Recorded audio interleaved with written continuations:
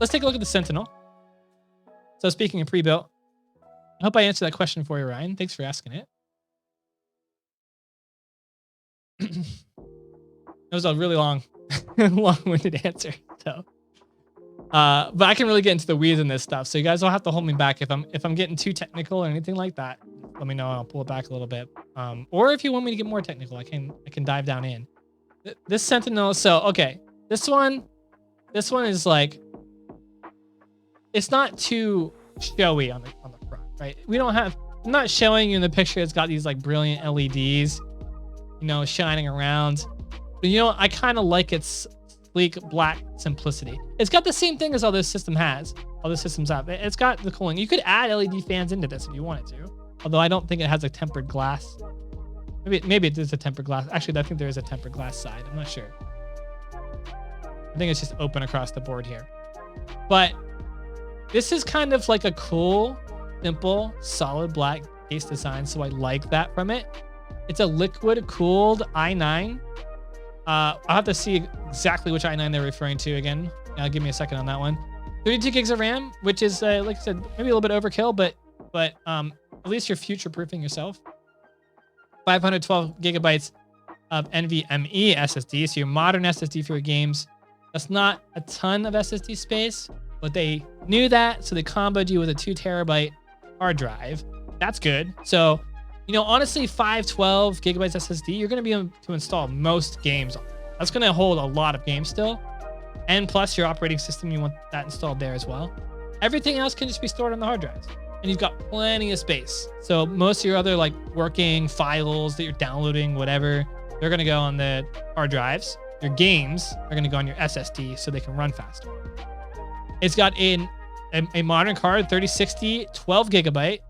Interesting. A lot of the other ones in this tier, in terms of gigabyte, were 6 gigabyte. The 3070, 6 gigabyte. 12 gigabytes is a difference. I'll get into that in a little bit. Let me take a look at the CPU real quick, and we'll hierarchy this one. Because they just say i9 here, so I'm gonna have to like dig down and see. Here we go. It's an i9 10900F. This is a less common processor. It's a 10-core processor. Let's see if we can find that one here. Yeah. Okay, we're not actually listed in the hierarchy. I'll show you. If we were to actually look this one up, you can see here I'm looking for the i9 1090F. Or sorry, 10900F. We're not finding it in the hierarchy. It's not here. So let's compare it. Let me look it up here.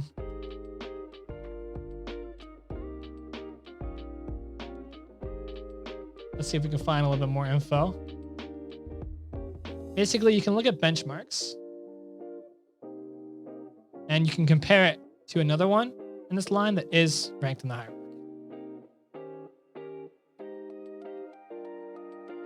Pretty good.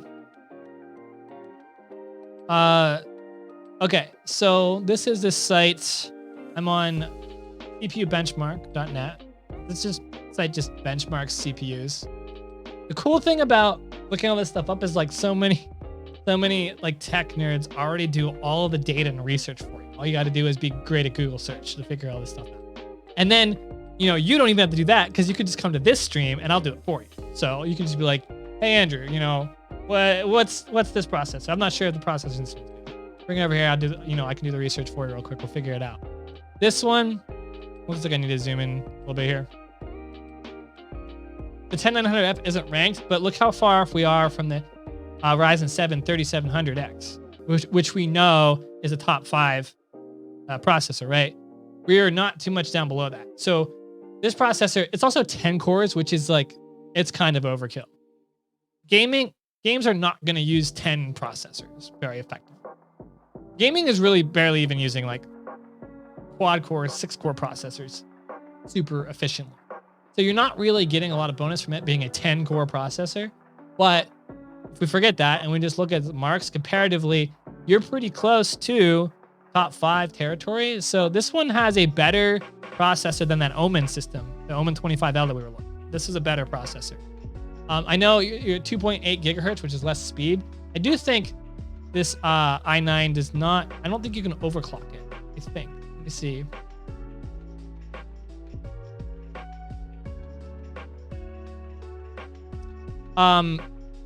You can't, I'm pretty sure you can't overclock it, but you can just set it on a turbo speed, which is at 5.2. Honestly, 5.2 is so fast. Like this would be a good GPU for gaming. Are you really recommending a pre-built? I am, man.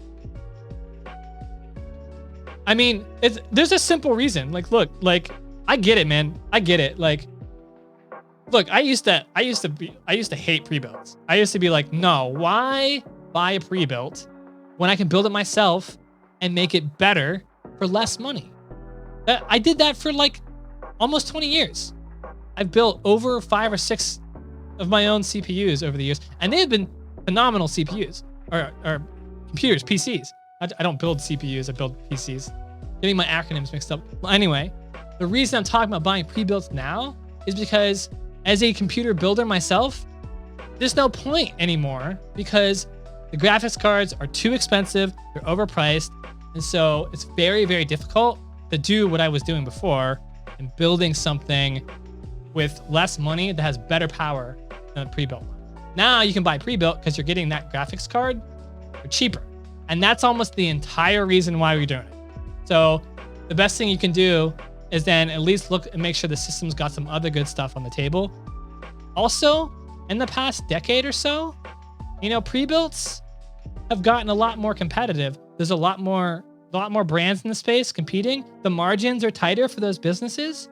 The systems are better. They're able to gouge you less and less and less over these years because they have so much competition that there's less room for them and there's less margins on their end. It must be tough to be a pre-built, you know, PC manufacturer because the margins have got to be really, really small on some of these things. So the empowered this Sentinel, the one I'm looking at here. So, okay, so the CPU is good. We've gone through that. I'd say it's pretty good. It's not top tier. It's definitely mid tier. You know, I don't think you're going to see a lot of i9 10900Fs around, but that could be good. I think you're getting a good bang for your buck here with it. The other item on this one is then the 3060. I mean, you're getting a 3060 card. Like, what is there really else to say on it? Let's look at the. I'm missing the other benchmarks. Yeah, GPUs here. 3060. Where are we at here? 3060. There's already a 3060 Ti. Man. 3060 12 gigabyte. We're down here. This is actually farther down the list than I would have thought. So this is where I think some people get tripped up. You only have $200. What can you get? It depends what you have. But you can't buy a gaming PC for $200.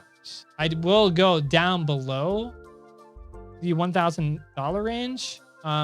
Possibly today, if not tomorrow. We'll take a look.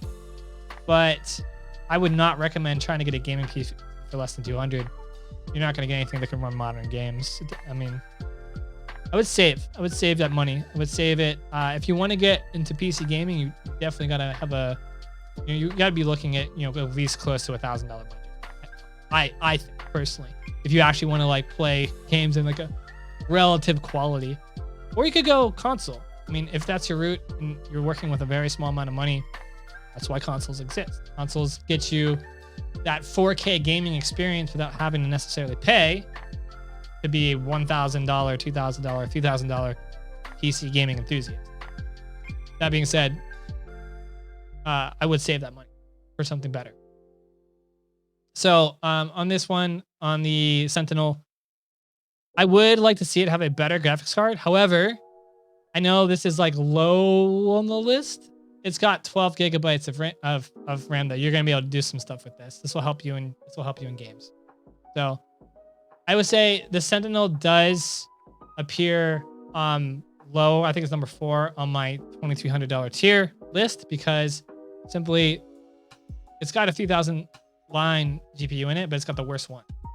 And it's actually significantly worse than even the 2080 Ti, which it was supposed to be better than. You know, NVIDIA came out with a presentation. They're like, you know, the 3000 series line is going to be 6 times better than the 2080 Ti. And then we're like, oh my God, I got to sell my 2080 Ti now. And for the people that did, I feel sorry because they didn't wait. They bought the hype. They didn't buy the hierarchy. Wait for the enthusiasts to benchmark these GPUs and figure out where they actually lie, because the marketing hype rarely lines up with reality. They're going to overhype it, so you buy it out the gate. And that was just not the case. Everybody should have kept, whoever bought 2080 Ti's off people who were like selling them like mad at that time when that announcement came out, they got a good deal. They got a 2080 Ti, and guess what? 2080 Ti is like top 5 cards still. So that's what I'm rocking. I'm a little bit biased because I like my 2080 Ti.